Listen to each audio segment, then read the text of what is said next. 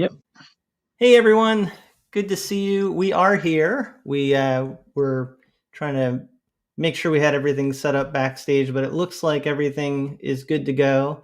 As always, let us Brilliant, mate. know in the comments if you can hear us okay, and if there's any problems with the sound, just let us know. But hopefully you can hear us. I'm here today again with Nicholas, and as you know. I am coming to you from New Hampshire in the United States. Nicholas, he tells me he's Irish, so I assume he's Oh yeah, somewhere over in Ireland. Yes, yeah. Over in and Ireland or Northern Ireland for those who want to be really specific. Northern Ireland. Yes, of course, Mhm. separate area, right? Yes, Yeah, you'll have yeah, to yeah. you'll. I'm sure as we do some of our discussions, you'll give us more Oh yeah. information about what things are like over there. We're just letting people come in now, and I see we've got people, a couple of people already commented here from California. Good to see you over there in California and Arkansas. Mm-hmm. Nice. Okay, yeah. So we are going to be talking about Pastor John MacArthur, his legacy, and I should clarify right off the bat. As we're recording this right now, he has not passed away. That's not any No. sort of an announcement about that. But he has put a video out that they showed at the Shepherds Conference where he talks Yeah. about being on the last lap. So we're going to actually look at that video and talk about his his comments in that video and just discuss his legacy, because partly because there is discussion about him online, and I know Nicholas, you had a tweet that you sent me. We'll show that too later, but Yeah, yeah. Not my so tweet, by the way, but we'll see that. so just to prove that Nicholas is Irish, though, he did create a new logo for his account. So here we go. I did, yes. The I Layman got so many people. Apologist. So Yeah, so people were mistaking you for an American, apparently. yeah. Well, a large, like I think the last time I looked at my analytics, like well over 1,000 of my followers would be and I don't like the term followers, by the way, that's just what X uses, Right. but yeah, a large majority of them are American. And because obviously people outside their circles are probably American as well, I had a lot of people coming in and just automatically assuming I was American, so they would ask me on text, about politics and stuff, and I'm like, I can give you my view, but just up front, I'm not American. So I thought I would Irish up the logo a bit. Yeah, it seems like I even had a YouTube recommended video today that I'm pretty sure the person I was listening to was giving political takes, but I think they were Irish. Oh, So okay. yeah, so I mean, I got quite a American few. political text. Yes. Oh, okay. Yes. Does that surprise you? No, not really, to be honest. But it's just, yeah, You're kind of like armchair quarterbacks. That's what we call people that, they're not actually in the game, but they're giving their 2 cents. that's why I keep out of it. So I always tell people, if you ask my opinion, I'll give it, but I'm not American, just so you know. As we can clearly see by this logo that you've created, you are not American. No. Actually, you have to clue me in. I mean, I know that it's got the green, and you do have very Irish look to you, and I guess in the way that Yes, you've depicted yes. yourself. Yeah. What about Well, the well, to be symbols? fair now, sorry, I was just going to say, to be fair now, this chap in the middle is a lot more handsome than I am, but I'm going to go ahead and take the compliment because it was designed for me. But yes, so towards the sides of the down beside the Layman Apologist, that is a variation of what's known as the Celtic knot. Oh, So right. it's not completely traditional, but it was designed to be a little bit more modern for me. Then in the middle, we have a Celtic cross with a shamrock at the center of it. So the the original logo had a beautiful green emerald in it, but I didn't know if the green would be enough of a hint for people. So I was like, you know what, just slap a shamrock on it. It'll be fine. There you go.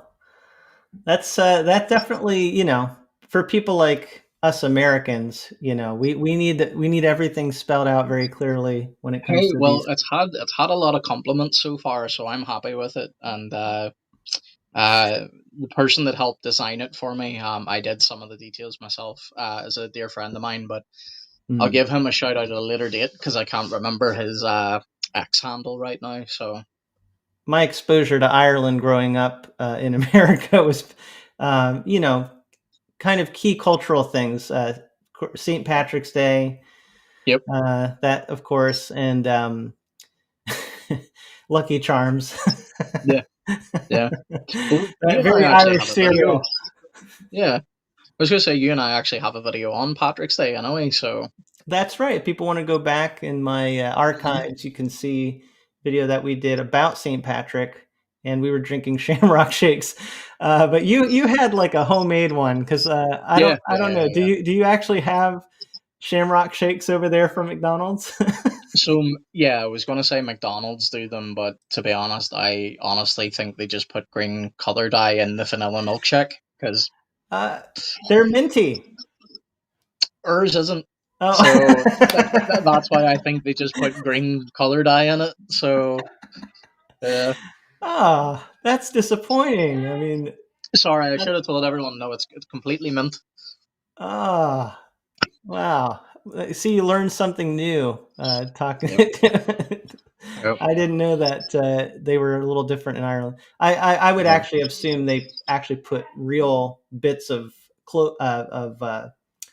the clovers in there, right? In Ireland, make them organic. Should I burst your bubble or just No, no, pretend no, like we do? yeah. So just shouting out to some more people here. Texas, who says that they love Irish Irish tea, yes. tea. There you go. Best tea in the world, brother. Well done. And then Illinois. I Hmm. wonder, where in Illinois. Chicago's kind of the big city there, but they probably would have said Chicago if they're from Chicago. Yeah. But good to see you from Illinois. Hmm. And all right. So, Did we have one? Maybe you already did it. Did we have one from West Virginia as well? oh, did I miss West Virginia? Chad Wilhelm. Oh Sorry, yeah, my thank you. screen's quite See, far this is away. my problem. I'm not seeing things very well today. That same thing happened. Nicholas sent me a message and I didn't see it. So And if you see me squinting up here, I've got a screen up in front of me so I can see the comments. But if you see me squinting, you know what's happening. I love people telling us where they're from, by the way. And then so Mhm. we got Springfield State Capital, Springfield, Illinois, right? That's what he was talking about. Mhm. Yep. And Springfield. I mean, that could be anywhere in the United States, but he did say the capital. And on X, we have, well, at Oh, we least from got my side of things, we have, Canada. I'm glad the Canadians oh, are still tuning in. I know, oh yeah, I know. There's a little bit of stuff going on right now. tension, Yeah, tension. but So we'll let Nicholas California, speak to these political issues on just to I was gonna because say I've been in enough trouble this week on X, so I'm trying to be a good boy today. So and we also have okay. Well, I might get you into trouble. I might just ask you point blank to give your opinion on something. It'll be a clip I can share with everybody. We why got not? Louisiana. So Mhm. yeah, this is great. It's so interesting. People from all over the place. All right, so I know one of the big things people. I don't want to keep people waiting too long. Some Yes. people are wondering about the Bible giveaway. I do want to mention that. So last week we said we were giving away the ESV New Testament with Psalms and Proverbs, and we do have a winner that I randomly selected, and we'll also email Yay. this person, but I'll just publicly announce the winner. So, do I have any? I think I have the ability to do. Yes, I think I. There we go. Isn't that great? There we go. Sound effects. Yeah. Congratulations, brother. Enjoy your Wow. Bible. Yes. So that's that's Brent Halderson. We'll have this sent to him, but I'll also email you, Brent, just in case you don't Hmm. happen to see this live stream. And then as far as the NASB, we have a NASB. I put a picture. I can't believe I forgot to bring it here, but it's an NASB. I'm really not prepared here. I think everybody's seen it though. NASB. Now, You show a picture, right? I was going to say I can show a picture. I don't know how great it will show up, but we can give Yeah. it a go. Yeah. As I don't reveal any information. That's fine. So it's a brown, genuine leather, large print, ultra thin NASB, New American Standard Bible 95. Awesome. And this is Nicholas's favorite translation. And also, we're talking about Pastor John MacArthur. He uses that translation as well. So very fitting that we're giving this particular Bible away this week. So just like last time, we'll actually give it away a week from the time we're recording this. So that will be, I think, the winner will be announced on March 19th because today is the 12th. So if you want to enter for a chance to win that Bible for this week, just email me at afreshperspective@gmail.com and write NASB 95 LPUT. Now, those of you who know the inside lingo, you know that's what this Bible is referred to as, the LPUT, the large print, ultra thin Bible. I find that a little bit humorous, though, because it's not actually that thin of a Bible. So, but I guess by the standards of the time that it was originally created and the New American Standard Bible, they tend to have larger Bibles, especially historically. They tended to be larger. I think a big part of that is to do with the fact that I don't think I've ever had a Bible from Lockman that's had a horrible paper. Like, it might not be like top tier premium, paper that you'll find in, say, a Schuyler Bible. A Schuyler. I'm struggling today, folks. Schuyler Bible. But yeah, it's their paper's normally of decent quality, so I think that adds to the thickness of it. Yeah, especially those older ones. Then they started printing in China for a while. But the good news, the one we're giving away, is a Korean print. It's their newest edition, and the materials in it are very, very well done. So, we wanted to definitely put that in someone's hands this week. So again, if you want to enter for a chance to win, just email me at afreshperspective@gmail.com and put NASB 95 LPUT in the subject line. You don't have to write me a message. I know some people do, and that's awesome if you do. But to be entered, we're not like critiquing your messages in order to determine the winner. It's randomly selected by a computer. So save yourself time. Yeah, I mean, it's up to you. I think some people, and I really do appreciate it, just say things about enjoying the channel or enjoying the videos. Absolutely. So that's cool. Great. So all right. So we are gonna be talking about Pastor John MacArthur today. I want to show a video. Before we get into it, though, one other thing I think I'll do just kind of just kind of as a fun thing here, I wanted to put something I saw on social media here for Nicholas to look at, and maybe some of you will get this. I don't know. I mean, I don't necessarily know all of the people here, but it'll be interesting if I get it. Yeah, I think you'll know a lot of these. So it's from Keith Foskey. So you know who he is, right? Yeah.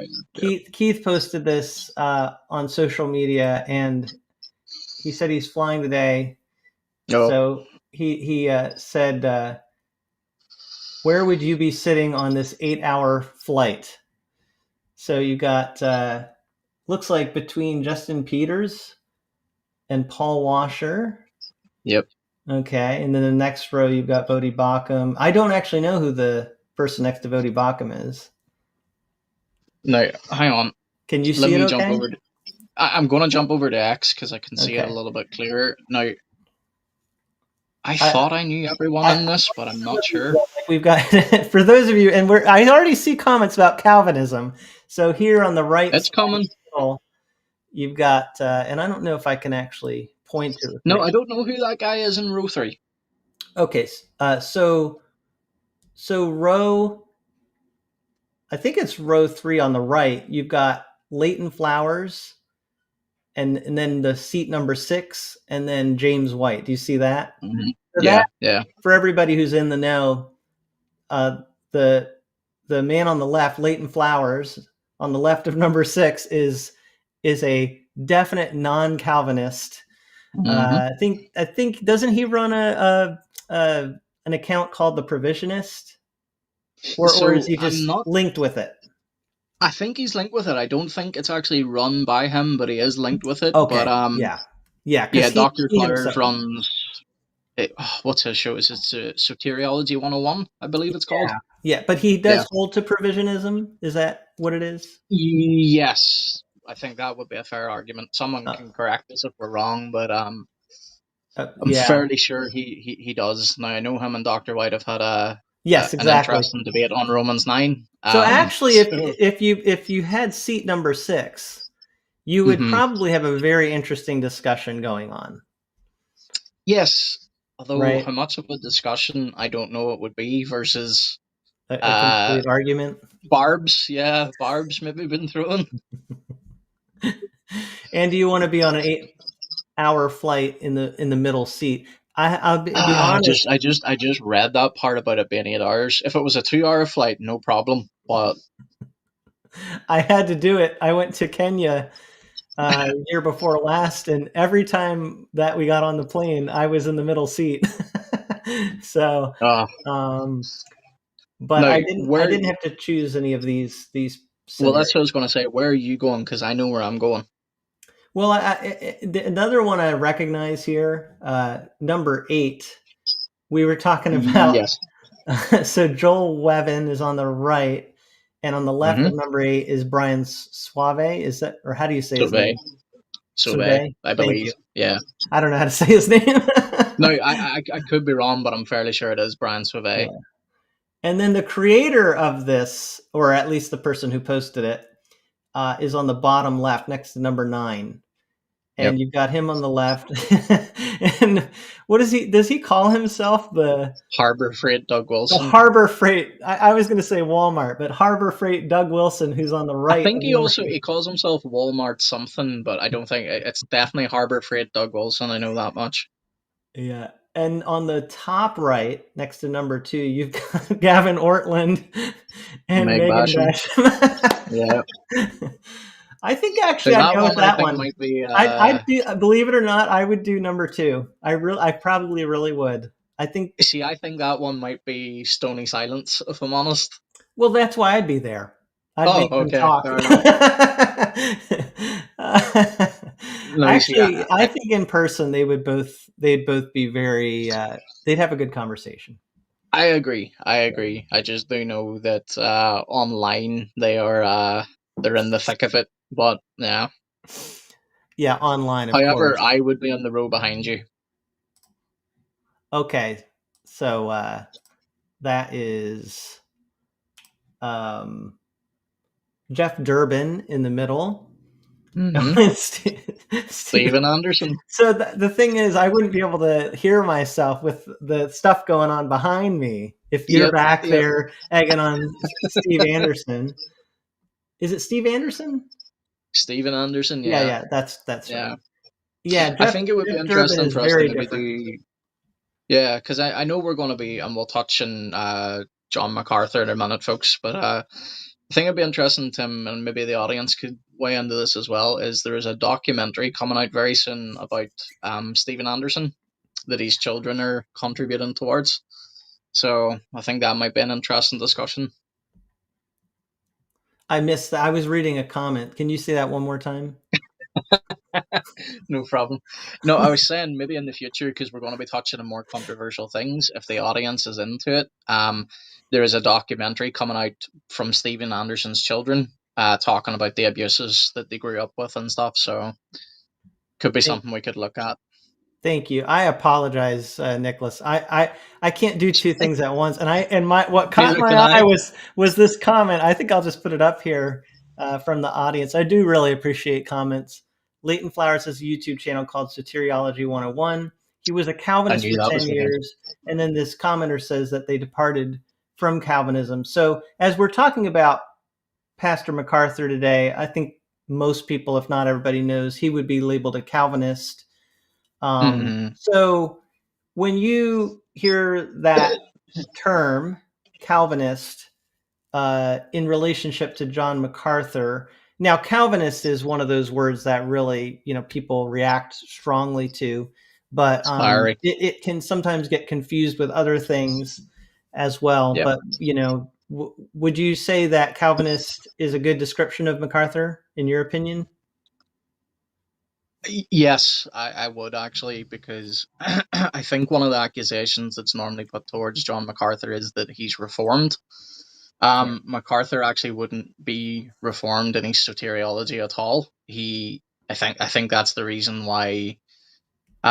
So let me backtrack a little bit. I probably shouldn't say he's not reformed in his soteriology, because he is. However, what I mean is, in the broader scheme of what reformed theology actually is, MacArthur doesn't fit that very well. The Mhm. label Calvinist does fit him better, because he would hold to the 5 points of Tulip. So total Yeah. depravity, unlimited elect. I've gone completely Yeah. off track here. Yep. Yeah. Limited atonement, Right. irresistible grace, perseverance in the saints, and Yeah. yeah, election. Yes. So Yes. Yes. So what gets confusing is Calvin himself was reformed. mhm, Yeah, but yeah, Calvinism, as you're saying, refers more specifically to to his yeah, his view of salvation. Yeah. yeah. Because this is a thing that's even in debate. So like, even brother, forgive me if I get your name wrong. It's Edward, I believe. Tim, you pulled up, wasn't it? Yes.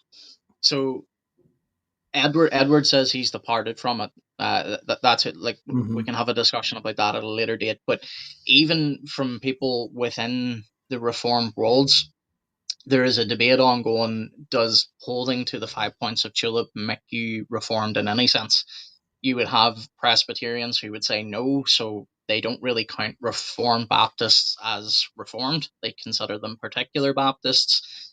So, in regards to John MacArthur, I know a lot of Presbyterians would look at MacArthur and say, well, he's not actually Reformed. Yes, he holds the Tulip, but he's not Reformed, and therefore they would give him the label Calvinist. So Hmm. think Hmm. that's a I think that's a fair and an accurate.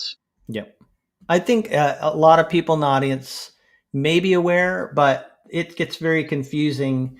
And there are certainly a lot of people who are kind of gatekeepers of those terms. And actually, yeah, I mean, we do have one commenter who says he's not reformed at all. Yeah, yeah. Some people, and I don't know about this person commenting, some people would say no Baptist can be reformed, but um, that's debated, right? It is debated. It is debated, but coming from it, because a lot of the guys I interact with on X who are involved in this discussion, I understand what their complaint is. They do not like that Reformed theology has been boiled down in evangelical circles to just mean I adhere to the 5 points of Calvinism, Right. because Reformed theology is so much more. It's so much richer. Now, depending on whether you like it or you hate it and you think it's evil or whatever, that's not the point of discussion right now. It's just simply what is Reformed theology. So, they look at their Baptist brothers and sisters, and it's not like they're saying, "Oh no, you can't have our label." They just simply look at it and go, "But you're not by definition Reformed. You're a particular Baptist who has Reformed soteriology." So yeah, I'm and that reading to a lot of people probably sounds nitpicky. I'm reading a book, and actually, speaking of books, next week, uh, I don't know if we'll get to it, but we're talking about I reviewing the think we book. might. You think, yeah, there's a Yeah, book coming out called what is it called? It's I forget because you recommended it to me, but it's by Joe Rigney. yeah, Joe Rigney. Yeah, so he had a book that he came out with last year. Empathy is a sin, Yeah, is it, or so something? this newest one is called The Sin of Empathy. The That's Sin of it. Empathy. Yeah. So just the title is raising. Yeah, but I'm currently reading a book called What is a Reformed Baptist? And so Okay. obviously that author takes the position, I think it's Tom Hicks. He takes the position, obviously, Yes. that Baptists Yeah. can be reformed.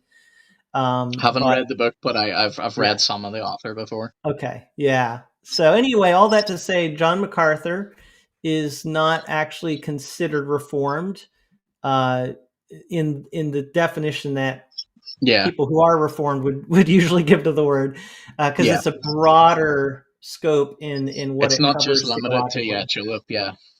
But he is a Calvinist in his belief about salvation. So with that, we're going to watch a video that he created for the Shepherds Conference, and it was shared recently by Phil Johnson on X. So I'm going to actually play it. I'll just play the video, and Mhm. hopefully everybody can hear this well. Let me know if there's any problems. But let me start it. I want to say grace to you, all of you who are at the Shepherds Conference. For me, it's the highlight of the year. So you have to know my disappointment in coming to you through video.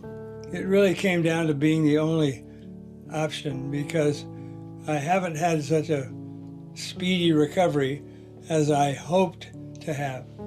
I feel great. I just lost a lot of strength by being 7 weeks in the hospital.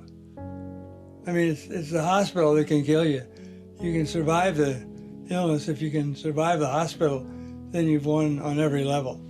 It took a toll on me physically, so I'm seeing physical therapists and trainers and trying to get back as soon as possible. I had the message on my heart, and I didn't want to lose the opportunity to give it to you. So we printed it up in a booklet. The good news is you don't have to listen to me, and you don't have to take notes because you're going to get the sermon in a booklet form. I just know how much I miss being at Shepherd's Conference. I love the fellowship. I love the preaching. I especially love the singing, every aspect of it. And the camaraderie and fellowship of meeting people is always a highlight. So thank you for your prayers. Thank you for your faithfulness and being a part of Shepherd's Conference. I'll be praying for you and asking the Lord to bless in an unusual way and sharpen all of us for whatever the Lord has for us in the future. I realize I'm on the last lap. That takes on a new meaning when you know you're on the short end of the candle. But I am all thanks and praise to God for everything He's allowed me to be a part of and everything He's accomplished by His Word in these years of ministry. Grace and peace to you from God our Father and the Lord Jesus Christ.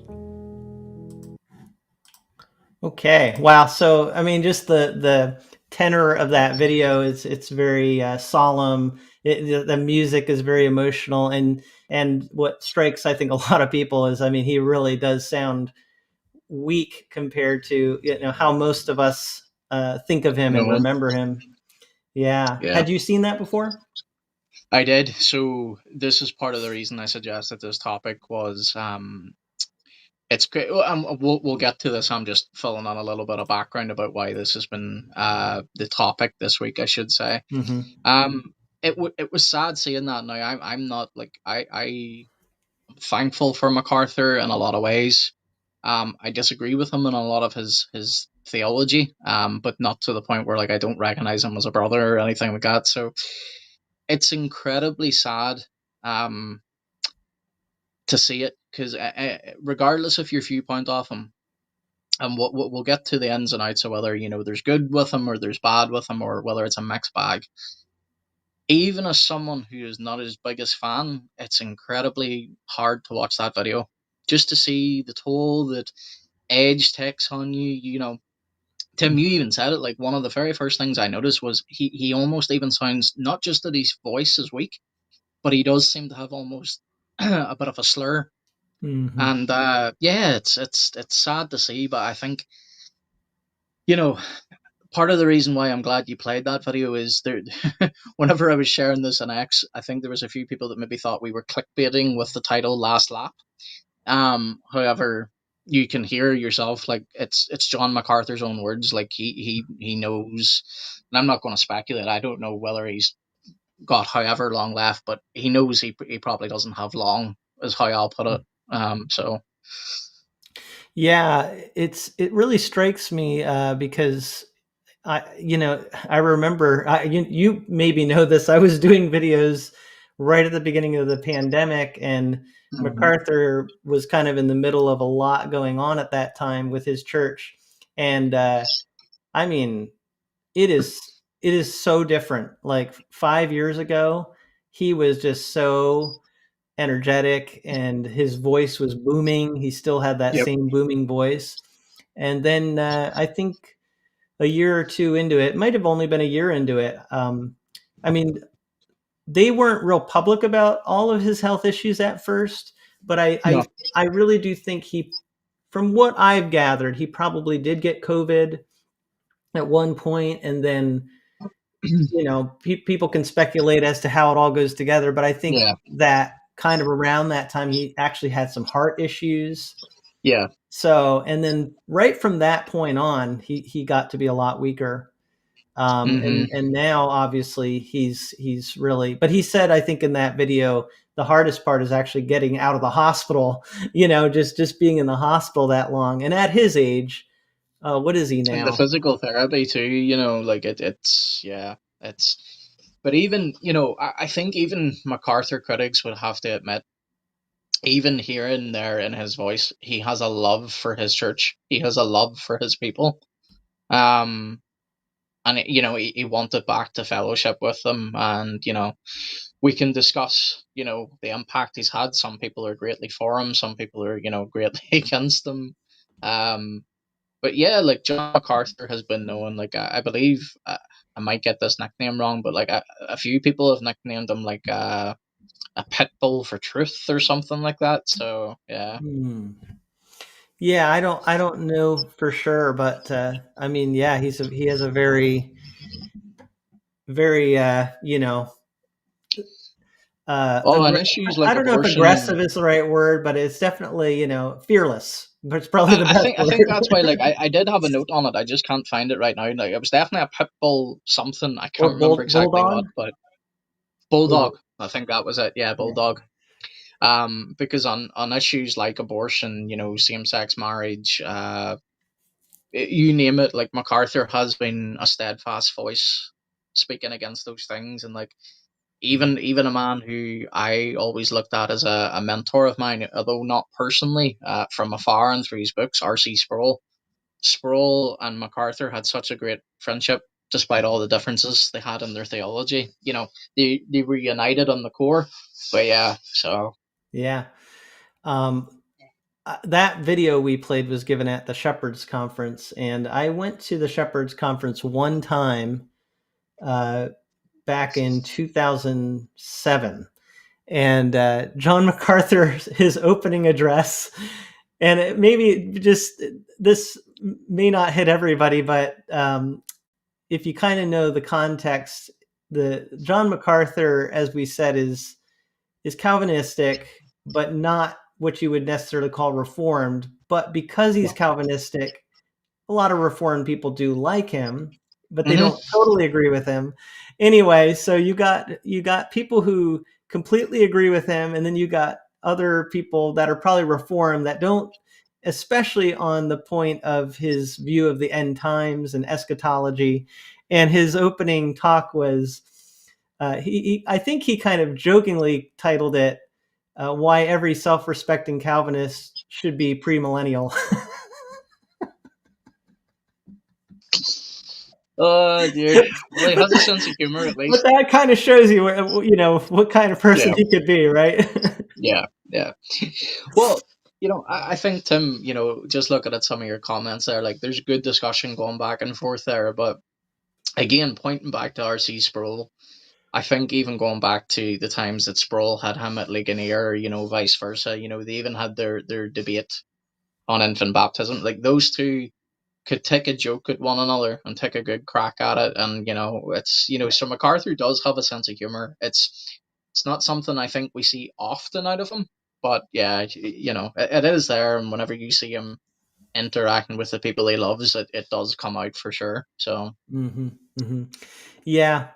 Um, I think too that, what that brings up is he's quick to, just say something, and yes, he can do it humorously, but he will stick to his guns. Like if he thinks oh something's yeah, right, he's not yep, afraid to go there, even though that would be like, now he was promoting a book, which I think he came out with that conference was the time is near, and it was basically a condensed version of his commentaries on Revelation. mm, So that's another thing about MacArthur. He is an author, and I would say mm, he's a good marketer. He really yep, is. I mean, mm, whether however people feel about that, you do have to acknowledge he is a good marketer. And even the fact that he's at a conference and he's got a book coming out, and then he does this talk on that topic. Nevertheless, he knew his audience wasn't going to be necessarily completely receptive, yeah, and he did lay out what he really thinks about the end times. And Nicholas and I have talked about maybe doing some discussion on views of eschatology. I would be more in the direction of MacArthur on my views of the end times. Very different, I think, than Nicholas. yeah, Um, yeah. so remind me again, what's your millennial view? What do So you? I'm You're post not. post-millennial. Yeah, That's yeah, right.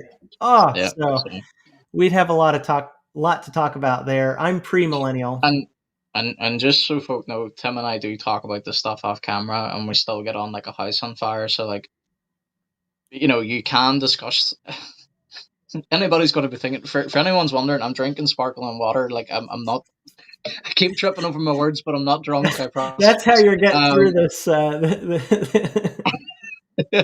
but it's possible to discuss eschatology without it going in, to, well, I doubt your salvation, or you're a heretic, or and not all eschatology talks go that way. It's just very sadly, I think, because of the nature of the platform that I'm more involved in, which is X.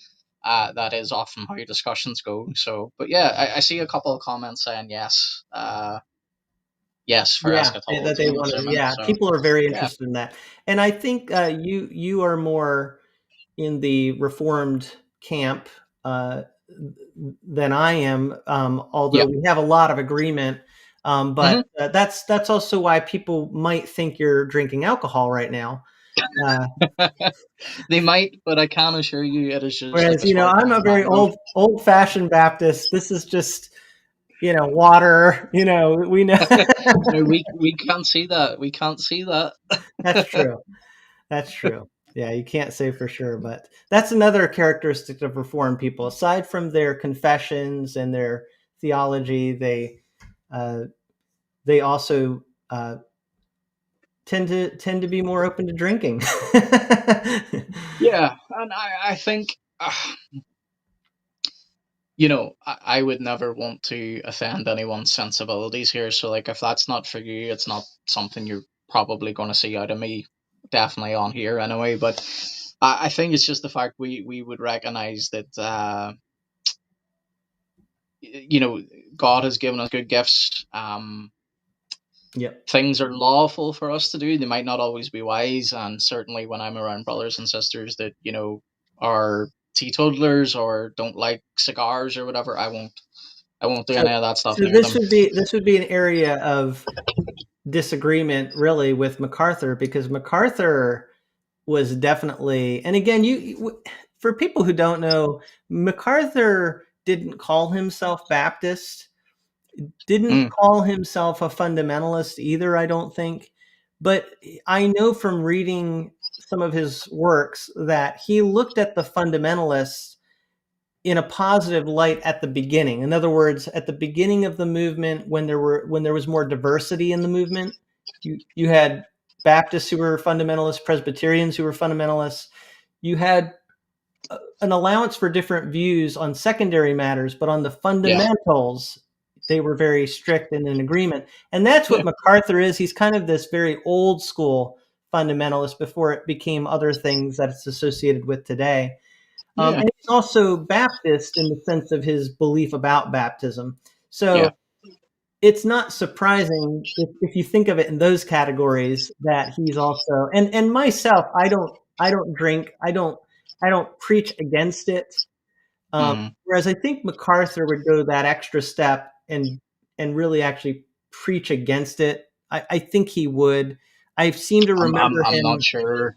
I seem to remember, and if anybody in the comments wants to correct me, but I seem to remember him making a case against alcohol, at least as alcohol is produced today, because I think one of his arguments is alcohol in Bible times would have been a lot more diluted, a lot less alcohol content, something like that. Yeah. But the only thing I know MacArthur actually described himself as, and even he said this with a little bit of humor, but the only thing he actively ever described himself as was a leaky dispensationalist.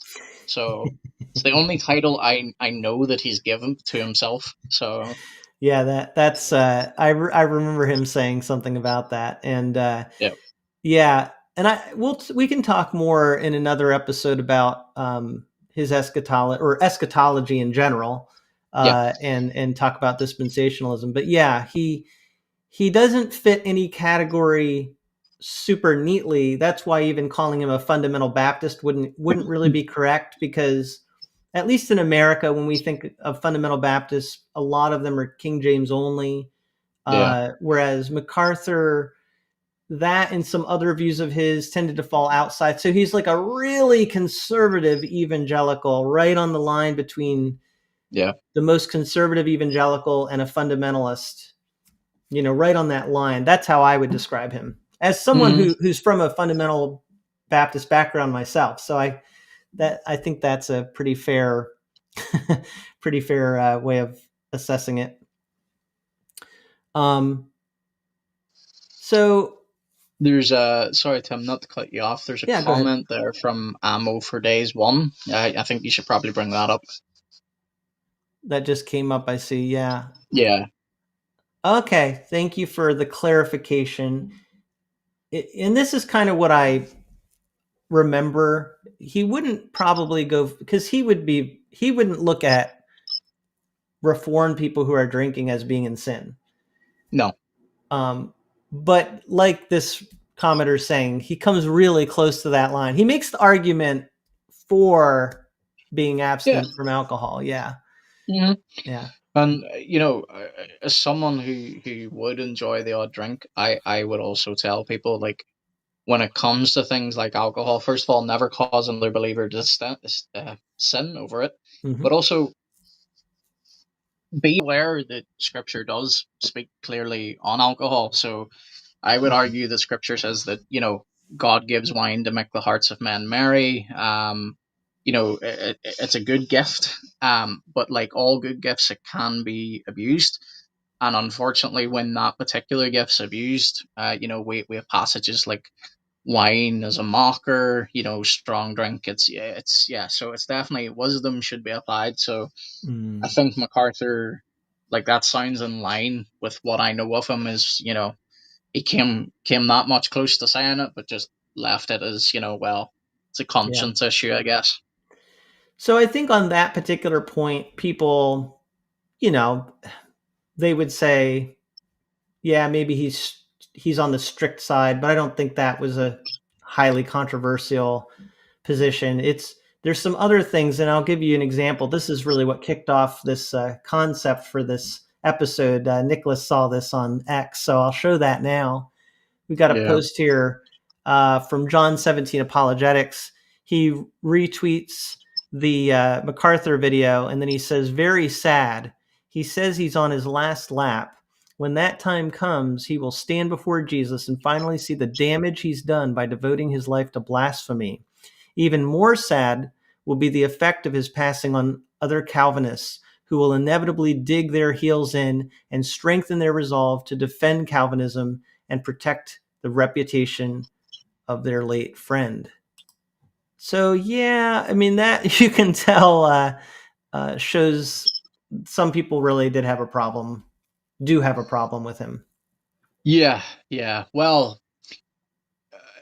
to be fair now to this guy, I left him a reply, as did a lot of people. Mm-hmm. He primarily had a lot more people speaking against him than what I thought, and I'll tell you my reasoning for believing it's why.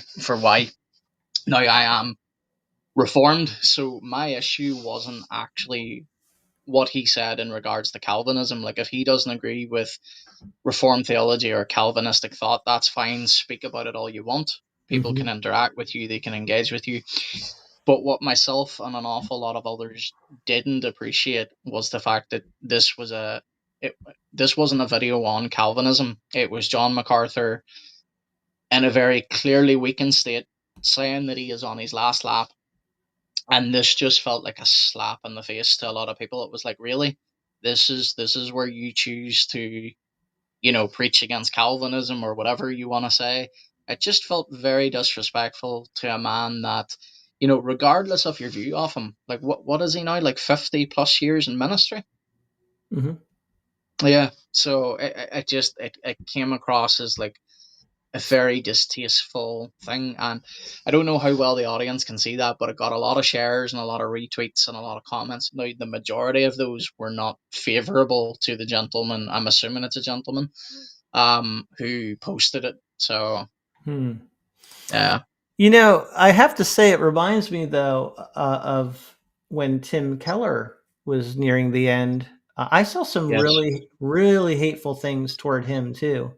Mm-hmm. And it's interesting, depending on your theological camp, how you perceive those things. Because I think, are some people who are like, if they heard that about Tim Keller, they'd be like, well, I mean, after all, they would, if they were in a certain camp, they would say he compromised, or he brought Yep. bad things to Christianity. But that's what people say about MacArthur. They Yeah. think he's brought bad things, like this person here is saying that he promoted this Calvinism, which this person looks at as a bad thing.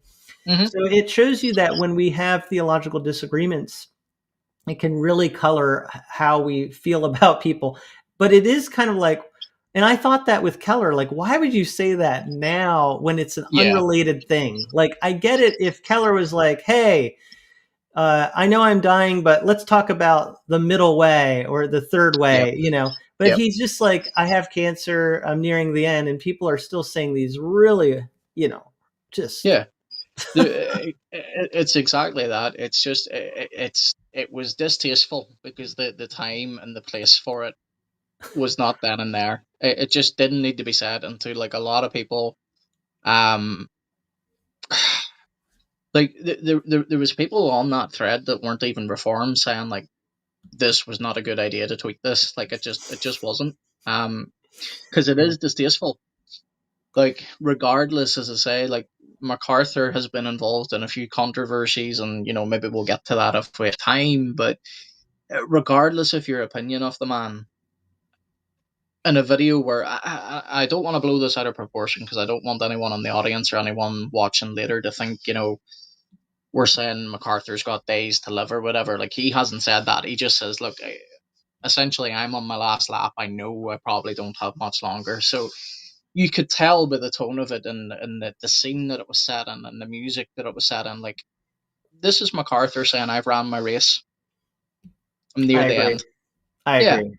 Yeah. Yeah. So it was a very distasteful tweet, and to be honest, the guy could have said it without bringing MacArthur into it. Like, if he really truly does feel that way, that's fine. Go have that discussion. Yeah. There's plenty of us in the reform camp who'll come and have that discussion with you. But it wasn't the reform position being attacked or anything that we had an issue with. That's just really distasteful. And as I said before, Mm.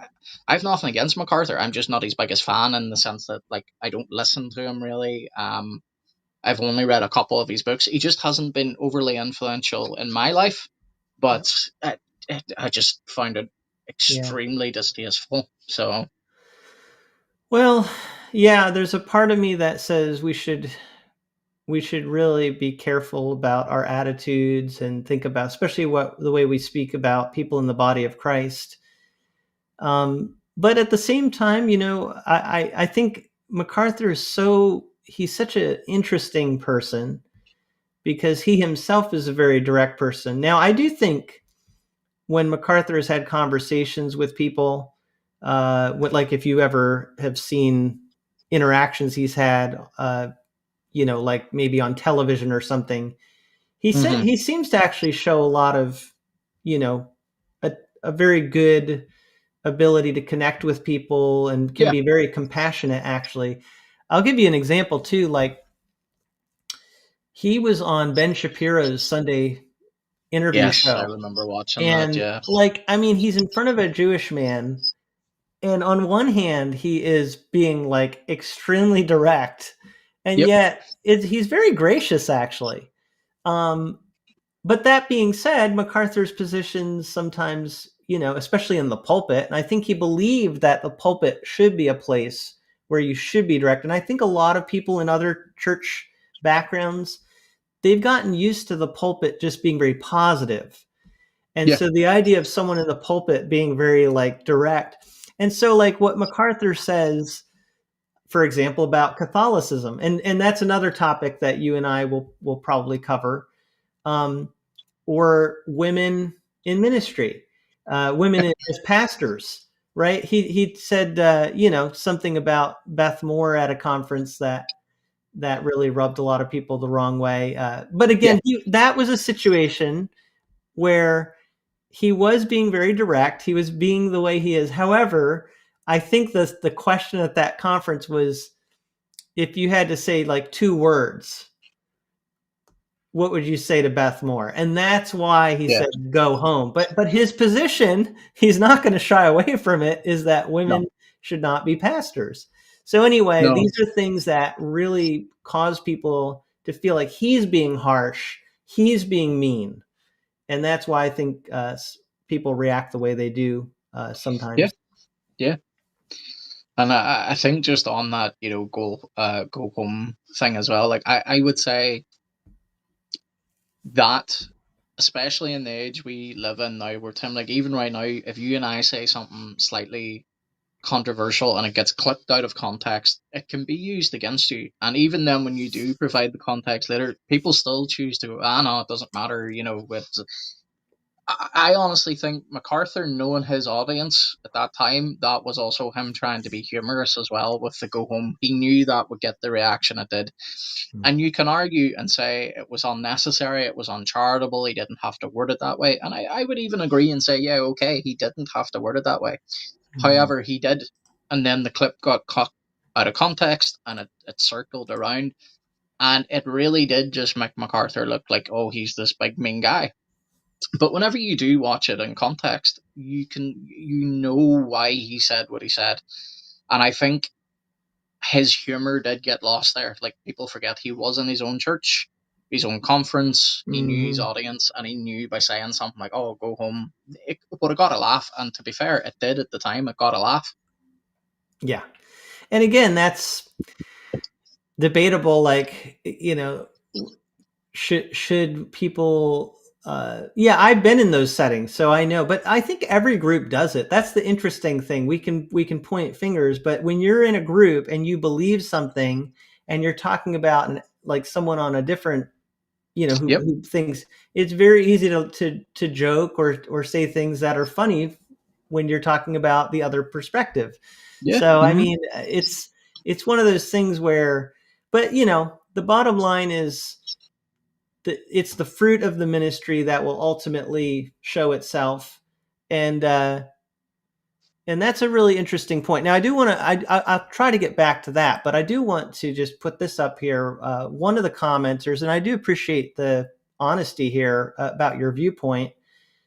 MacArthur told Shapiro that Orthodox Jews like Shapiro and Christians worship the same God. That statement was totally inaccurate and unbiblical. That, of course, went unchecked by his supporters.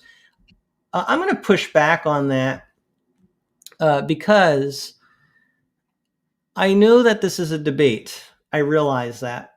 But I was thinking about Romans 11 recently, and I think it's a very important chapter. And I would just encourage everyone to read it. Now, I know that like when people say we worship a different God, I think that's where you have to have a real good conversation about what you mean.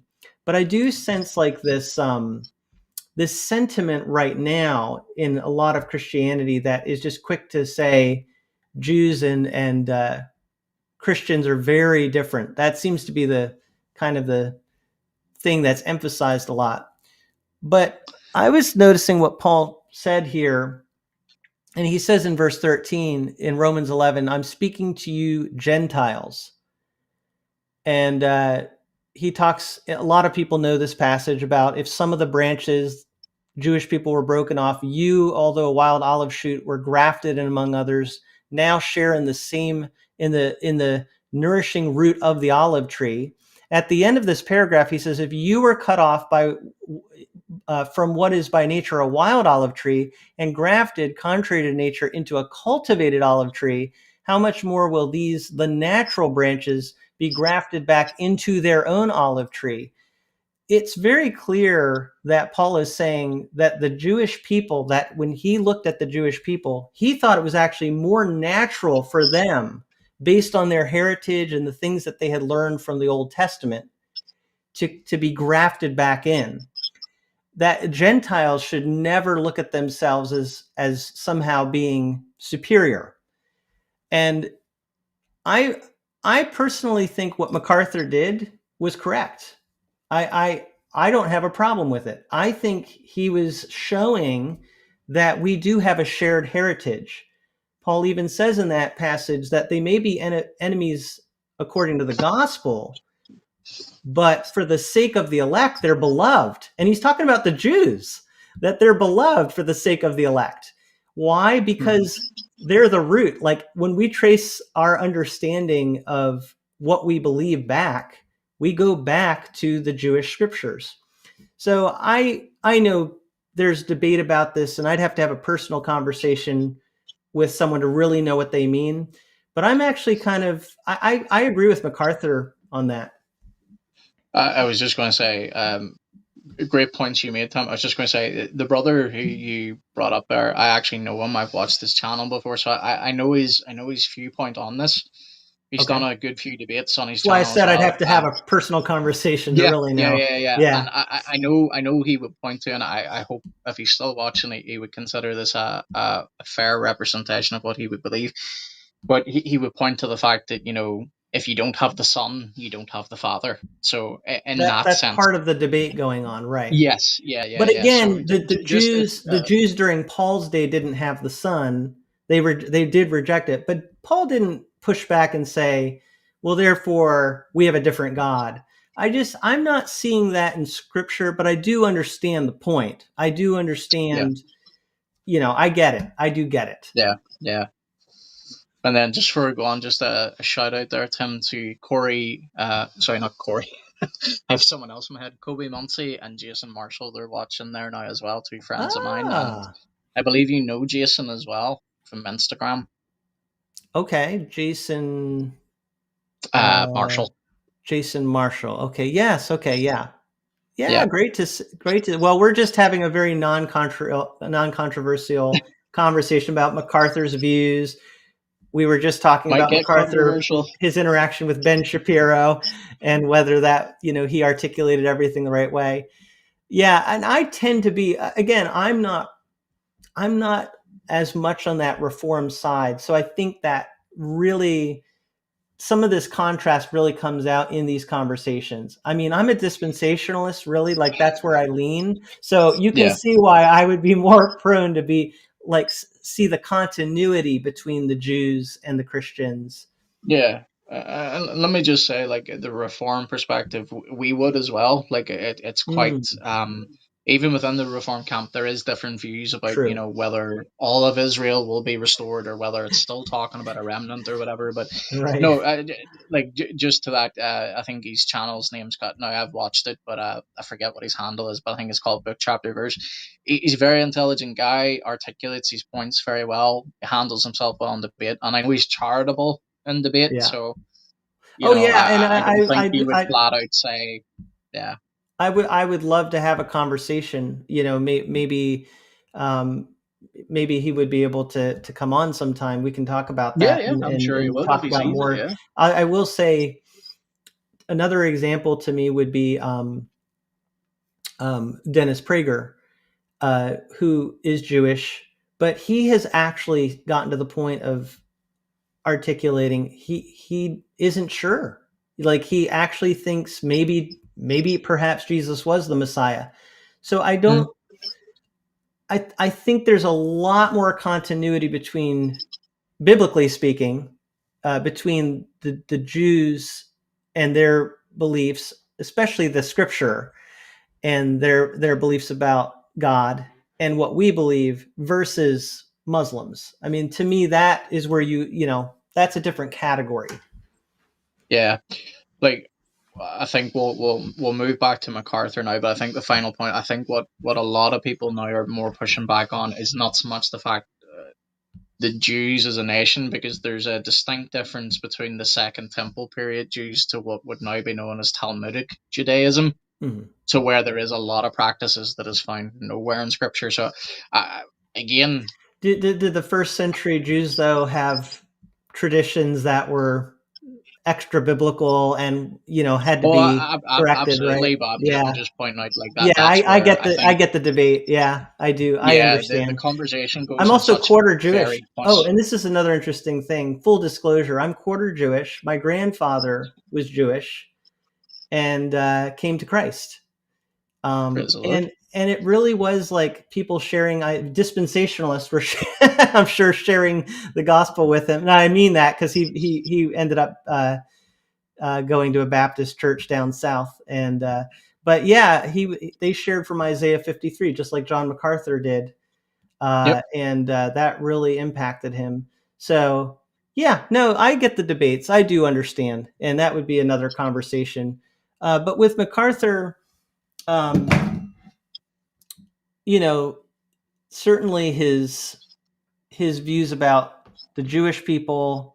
I think what got Yep. me on that though was just how he is able to be um, charitable in the way that he Yeah. communicates, but it depends on the setting. And when he's in the pulpit, he can be very harsh.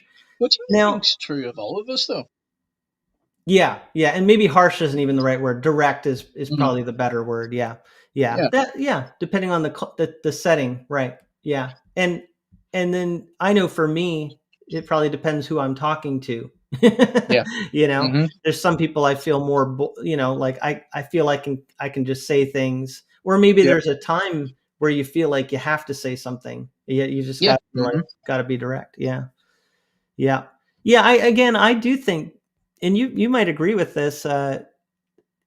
We've probably gotten too used to being nice. Like everything now, especially in Christianity, it's like, no, pastors shouldn't say anything offensive. We want to be winsome. We want to be, it's like, I Yeah. don't know. I'm not sure Paul was always winsome. I'm not sure that's how I would, I mean, he did love people for sure. Yeah. He did. This is going to Well, delve in nicely with our conversation next week about empathy. yeah, yeah. Well, I think it's a good primer because niceness is not a fruit of the spirit. Like, it's just not. But yet it's treated like it is, because nice to people means like an airy fairy pleasantness that.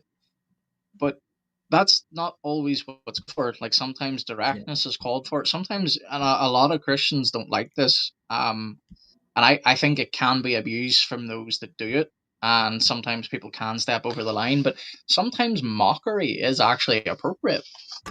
Um, and it's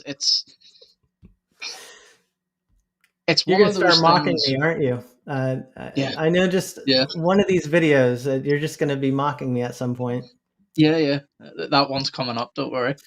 But yeah, it's this idea, like, Jesus was meek. Yeah. He Hmm. Scripture never says Jesus was nice. He was meek. There's a big difference, and like Yeah. we can get into that at some stage, maybe in another video. But I Hmm. think sometimes people have this image of Jesus in their head where he's always nice, he always says the right thing, and like, when you look at how Jesus talks, depending on who his audience is, like when you see him talk to the scribes and the Pharisees and the Sadducees, it's you brood of snakes, you vipers, you sons of Satan.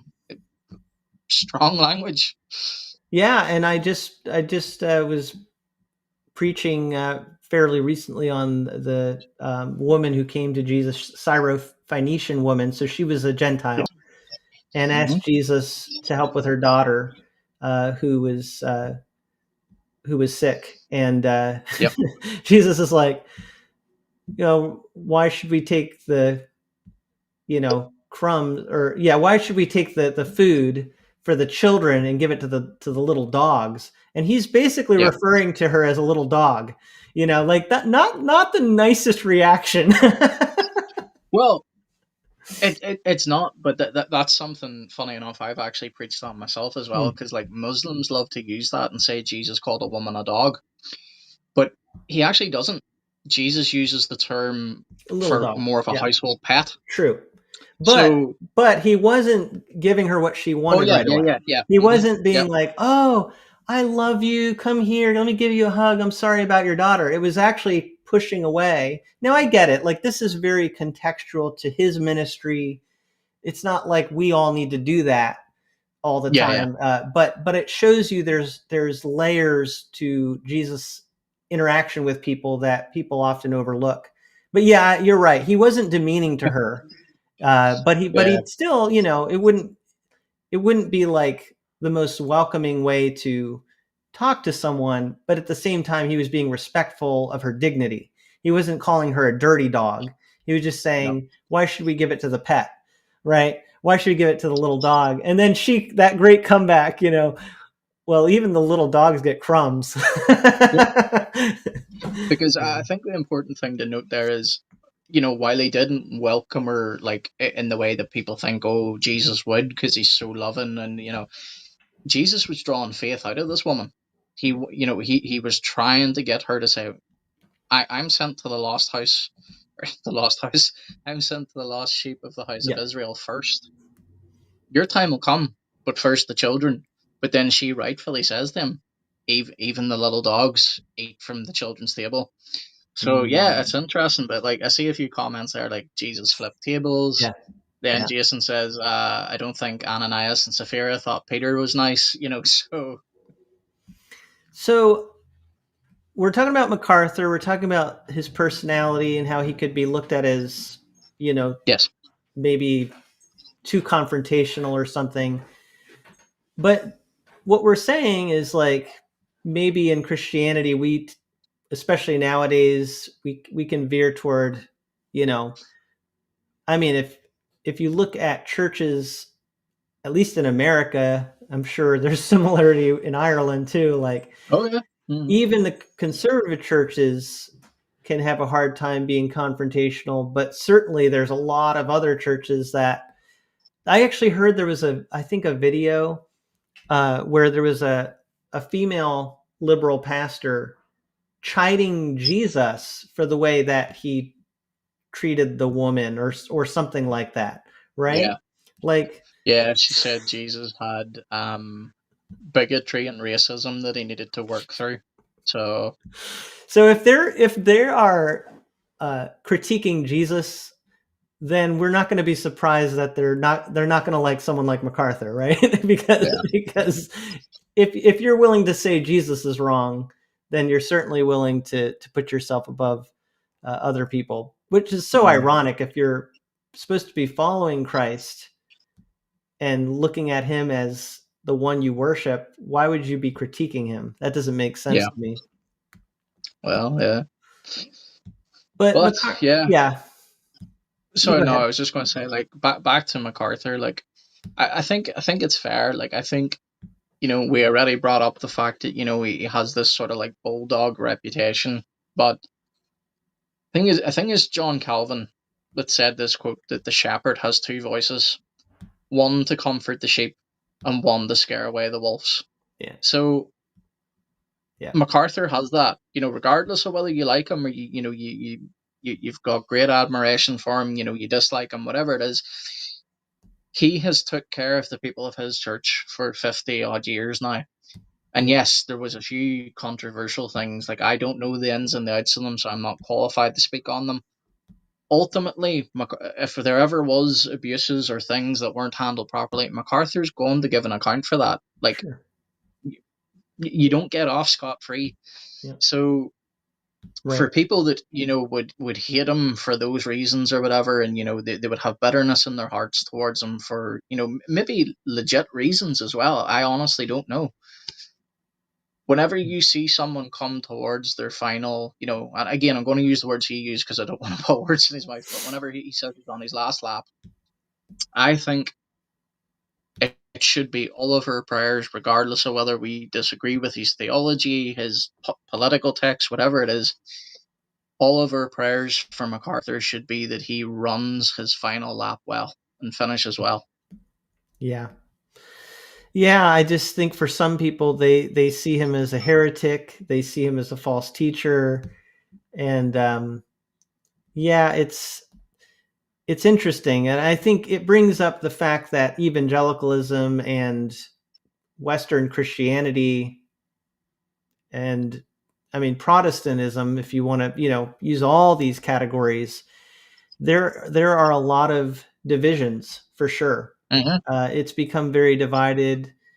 It's become very, very negative. And this isn't our topic, but it does bring up another topic, which is people are leaving a lot of the, churches that are evangelical or maybe Protestant because there is division. And so that is one of the factors that is making Catholic Christianity, or Roman Catholic Christianity and Orthodoxy appealing, because it has that appearance of being much more unified.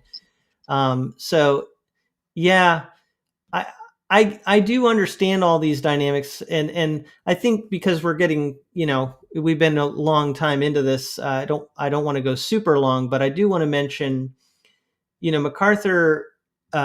He wrote. There's a whole New Testament series of commentaries that are by John MacArthur.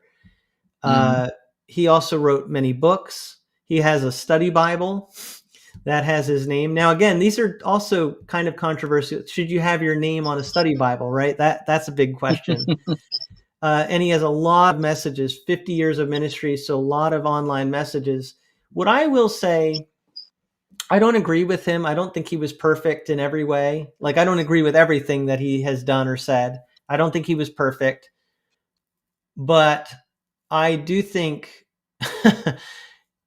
the things I've read, especially like commentaries, for example, or listening to messages, he really did like talk about someone who dug into scripture. And that's what I think so many people who like him they appreciate it. Like, he teaches the Bible. Like, he actually, Yep. even his books, like if you read a lot of Christian authors, they'll give you a lot of their thoughts and then maybe a verse here and a verse there. MacArthur's books are like just loaded with scripture, so to me, Well, that's a big part of his legacy. yeah, I was gonna say, like, that's what MacArthur's known for. Like, he's known for expository preaching, line by line. Yeah. And I actually have a hardback copy of MacArthur's study Bible, and I consult it from time to time, and I'm thankful for the notes contained therein. Now, obviously, some of them I really disagree with, but it's still good to know what brothers and sisters think on a particular topic or doctrine. And one of the great things about, can you hear my dog? No, I'm laughing at, I just keep thinking about when you're reading John MacArthur's eschatology. I just keep thinking that's probably one of those areas where you're like, Yeah, I will admit I tend to stay away from MacArthur in the Book of Revelation because it frustrates me. No, that's for anyone watching. That's not me saying because I have it all worked out. I'm just saying, when you have a particular view and you're fairly well studied in it, and you read something that you think, okay, that's just ridiculous, gets a little bit frustrating. But I can understand MacArthur that. would probably look at my view and go, yeah, that's ridiculous too. But Anyway, what I was saying was one of the great things that I think will point to MacArthur's legacy when he goes is grace to you. Um, they have given away so many books over, however long, because I can remember like my earliest days as a Christian receiving free books from Grace to You. Like every month they would send you a little leaflet and would be like, if you haven't claimed a book in, however many weeks or months it was, you're entitled to another free one. And I think nearly all of the books that I owned of MacArthur, bar two, I know I bought for a fact. Yeah, nearly every single one of them was given away free. So it's not all just about, because I think that's a big accusation that's normally pointed MacArthur's way is, sorry, my dog's making weird noises. One of the things that's normally thrown MacArthur's way is that it's a money operation for him, which I don't take as a serious claim at all, to be honest. Yeah, I mean, again, I said earlier he is a good marketer and he has a team around him that, those are tricky things. Yeah. When I talk about Bible publishing, you're dealing with that tension of like making money. It can come across the wrong way, like you're trying to get more and more out of consumers. But on the other hand, the reason that we have so many Bibles available is because these publishers have been able to have good income from their Bible sales and then produce more Bibles and actually make them more accessible to people, especially in maybe in areas of the world where they have a hard time getting a Bible. So I think with what you're saying, on one hand, you can say, wow, they've made a lot of money through that ministry. Yeah, but it does allow them to distribute materials and be able to go on the radio all over the world and so on and so forth. Yeah, I mean, I see it as a kind of, as we start to wrap up here, it really, what I'm thinking is there's a lot of people who are very negative, which we saw that tweet, for example. Yeah. But we also have to be careful that as someone, especially when they do end up going to be with the Lord, then we can very easily exalt them and kind of look at them as, this heightened status. We kind of, even in Protestant evangelical circles, we kind of can have our own sainthood status that we bestow on people, right? Where we just look at them as like, it's human nature. Like Tim, you and I have discussed this. Like, I'm a big guy into watching debates, and one of the things I try and do with my apologetics is, and I don't always do it perfectly. Sometimes I actually am hypocritical because I'll say one thing and I'll go and do the exact opposite. And I try not to, but I'm just being honest. But it's very easy for me to watch a debate with someone like James White versus, like he recently had a debate there with Joe Heschmeyer on the Roman Catholic Mass.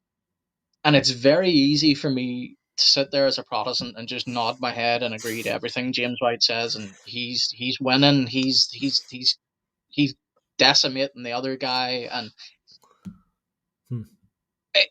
you have to really disengage your bias at times and go, well, hang on a minute, is he really winning the debate? And I'm not talking about that debate in particular. I'm just using this as an example. I would love to look at that debate with you sometime, because that was I really just actually interesting. finished watching it today, so yeah, we should. Because it's generated its own controversy over whether Saint Ignatius existed or not.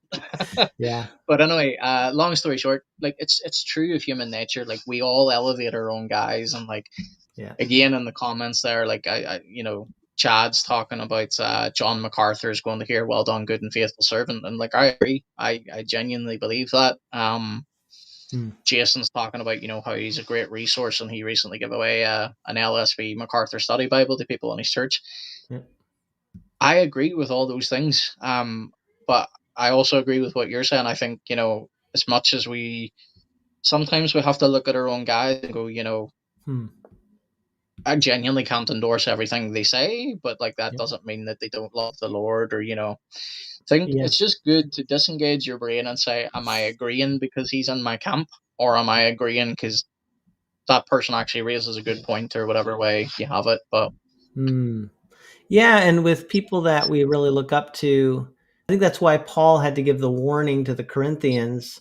It is human nature. They were elevating oh yeah, Paul, some were elevating Apollos, some were elevating Peter, and you get it. Like they probably all had relationships with certain people in the church. They had people had experiences with these great teachers, and like, of course, it's natural to be like, oh, I remember being with the Apostle Paul, and I remember his teaching, and wow.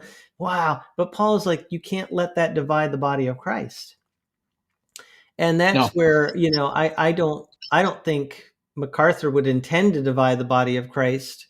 But I do think like if you get very entrenched in like MacArthur's right and his, everything, it can be easy to start to kind of feel like, I don't know if I really can associate yeah. or feel like these Christians are on the right page because they don't hold to the same views as Well, MacArthur.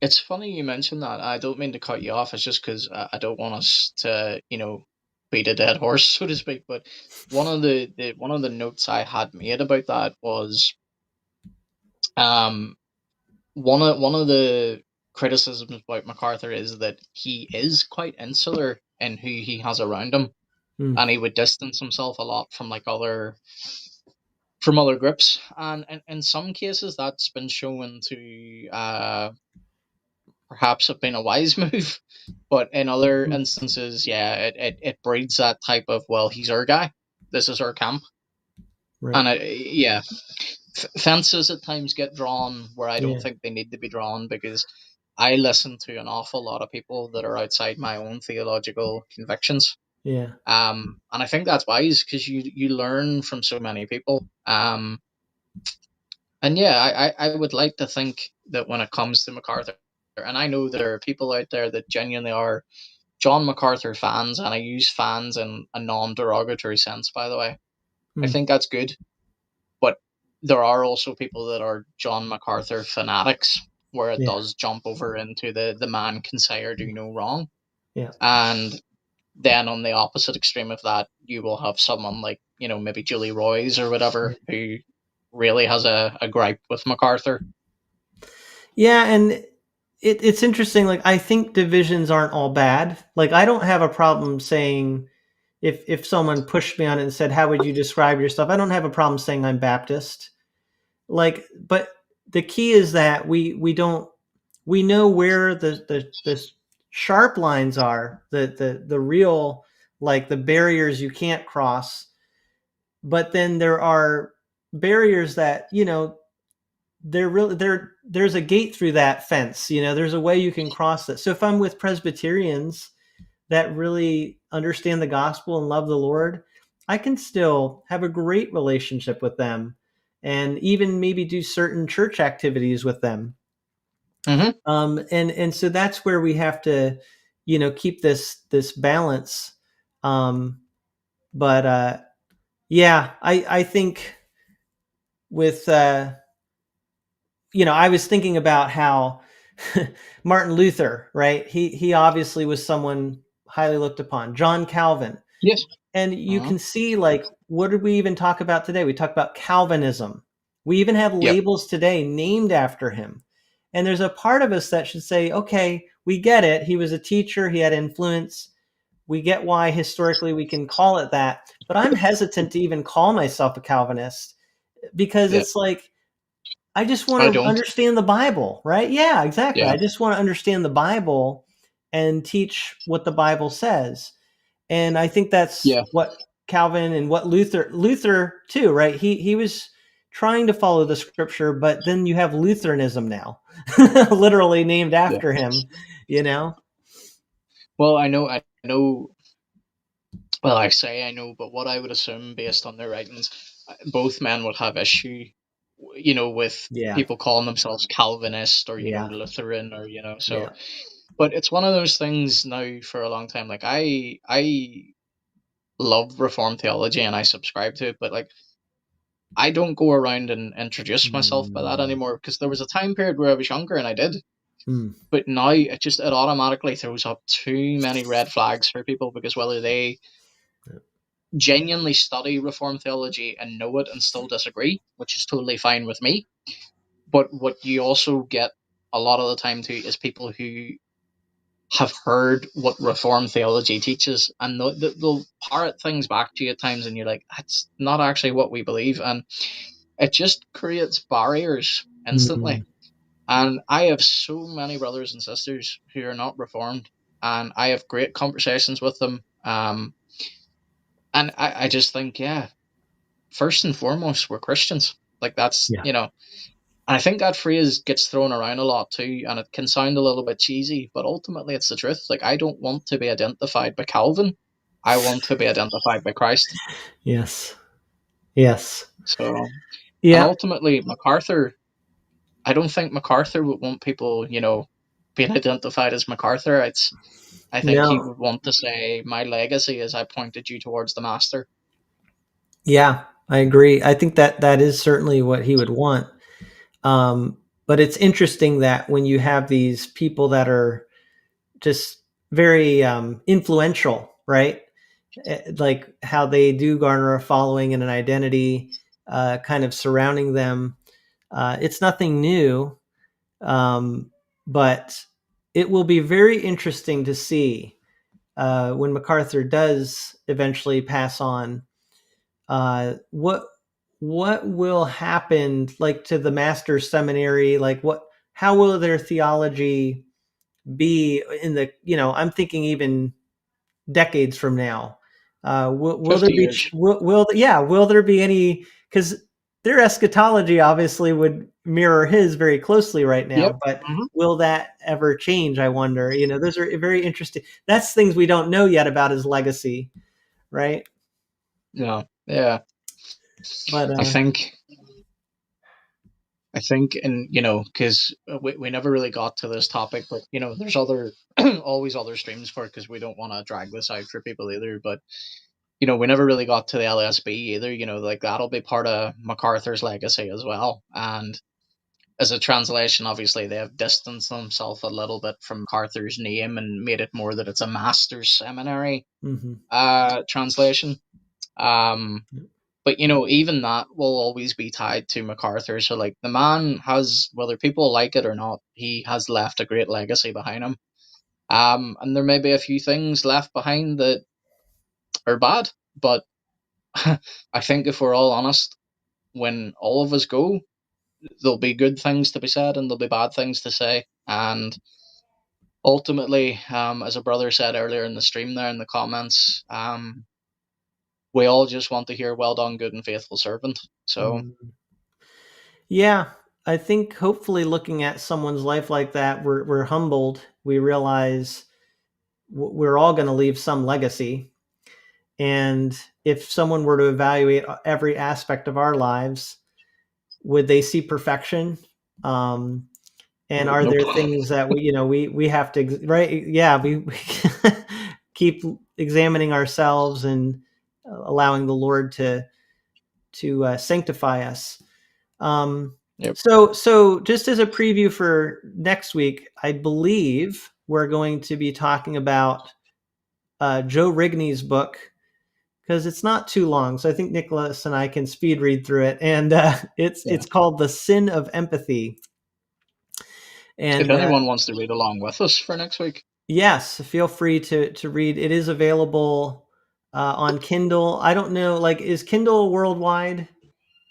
yeah. Okay, at least in Ireland. The pricing might be different, but yeah, Kindle's okay. pretty much everywhere. Yes. So yeah, if you want to get it on Kindle or order the book, they have the print copy. But that's going to be a good topic, because again, we've talked about some of these themes a little bit today, but we're going to really try to get into it next week. Is empathy a good thing? Is it not? Like, there's just a lot of discussion around that right now. And the fact that that book is called The Sin of Empathy, very provocative title. So Nicholas and I we're going to sort out all the issues, and just like we always do, when we're done with our conversations, we've answered all the questions that there are. And satisfied everyone's curiosity, right? Mm-hmm. But okay, well, we're gonna wrap up here, but it's Don't forget been the Bible awesome. before you go.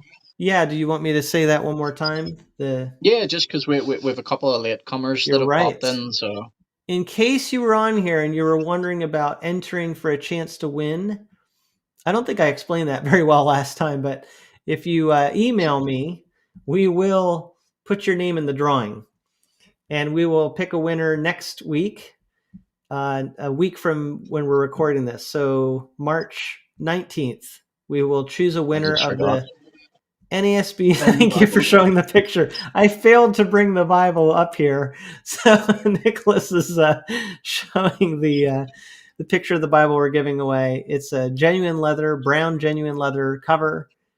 Beautiful printing of this Bible. It's the newest printing, even though the format has been around for a while. But it's an NASB 95. So I know a lot of people out there are going to really enjoy the chance to win this.